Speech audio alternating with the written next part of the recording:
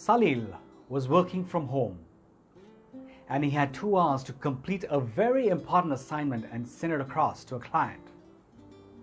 His daughter, Samira, extremely curious and very cute, and she'd have question after question after question.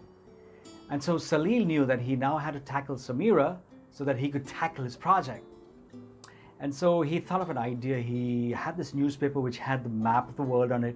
He took it quickly, he tore it to bits, went and gave it to Samira and said, "You know, Samira, this is supposedly the map of the world, and I've jumbled it up for you. Here's the sellotape, here are the pair of scissors, be careful. I want you to fix this map up for me. And take your time, and I want it to be like the real map of the world." Samira says, "Yes, Papa, I will do it for you, no problem." "Oh, really? Yeah, I can." Gives it to her, goes on to his place, opens his laptop and starts his work, believing that he has a good amount of time, at least an hour and a half before she can actually come back. 15 minutes flat and Samira runs to her dad and says, "Papa, I've done it." Dad is flabbergasted. He says, "Well, that's not possible. Let me have a look at it." And he sees it and she's actually fixed the entire map of the world. And he goes, "Samira, is your geography that good? How are you able to do it so well? Do you know the map of the world so well?" "Well, Dad, I don't know the map of the world, but I know the human being. I know the person." "What do you mean?" "Well, turn around, Dad. There was a person at the back. I fixed the person and I got the world right."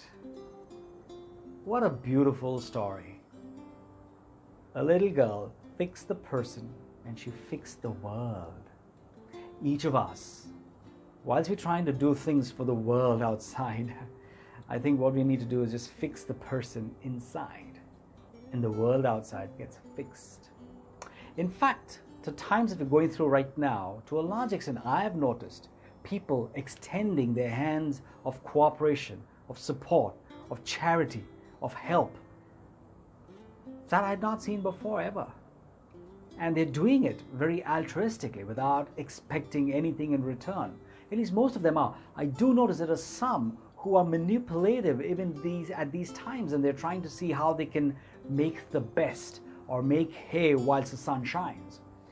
But that's the minority, I hope. But there are many people that I've seen extending their hand of cooperation and altruistically. And so the question I really like to ask, there are 2 questions actually. The first one is, what is it that is evoking that brilliance and beauty that lies within every human being? It's always been there and it'll always continue to exist. But there is something that triggers it and that brings it to life. What is that? The second question, and the more crucial one, how is it that I can keep it alive? When things return to normal, which they will, what will support me in keeping this brilliance alive? So I'll leave you with these 2 questions. Ponder over them. They're amazing questions because that's what's fixing mankind. And that's the need of the hour. But also it's the need for the future. Things have come to teach us a lesson, to strengthen something inside, to evoke and bring alive something. And that's what is happening right now. So let's hold on to it. Let's understand it. And let's see, how do I sustain it? Adios.